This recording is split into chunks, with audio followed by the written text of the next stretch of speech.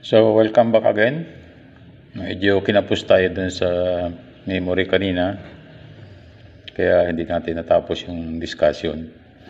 So, when we ended up in the first video, in the description on characteristics of our grid power lines. So, tulad ng nasabi doon, 4 ang ating linya sa ating power grid.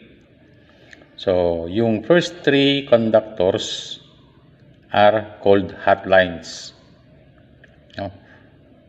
Ang label ng mga hot lines natin ay line A, line B, and line C. And most commonly, yan yung natatagpuan natin sa pinakataas ng poste.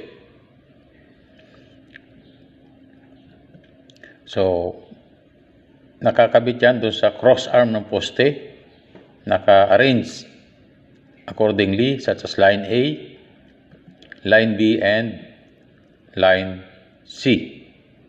So, magkakasunod-sunod yun. So, kung yung line A ay nasa kaliwa, yung line C ay nasa pinakakanan. Yung nasa gitna ay commonly line B. So, ito yung ating linya, which is also arranged horizontally. We have line A, line B, and line C. Ngayon,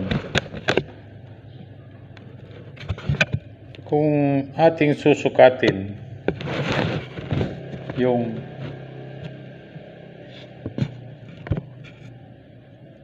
by the way, sabi ko kanina, 4 yung linya, no?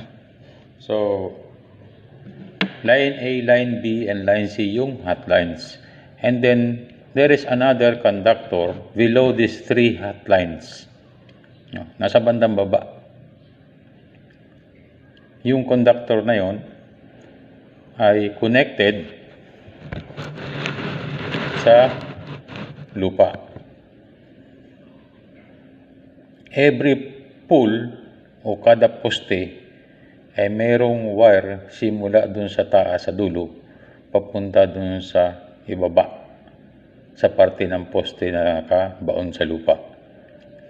And yung port line dito sa taas ng poste, sa banda baba ng line A, B, C, yung wire na yun na tinatawag nating neutral ay nakakabit din dun sa lahat ng wire na tumatakbo simula sa ibabaw ng poste papunta dun sa ilalim ng lupa.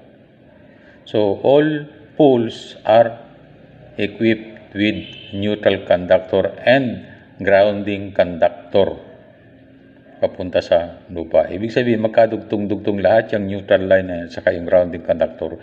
Lahat yan ay nakakabit sa lupa.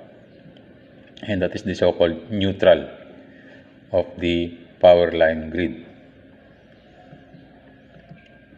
Ngayon, kung susukatin natin, if you are going to measure the voltage from lines, these are what we will get. Ito ang makukuha natin.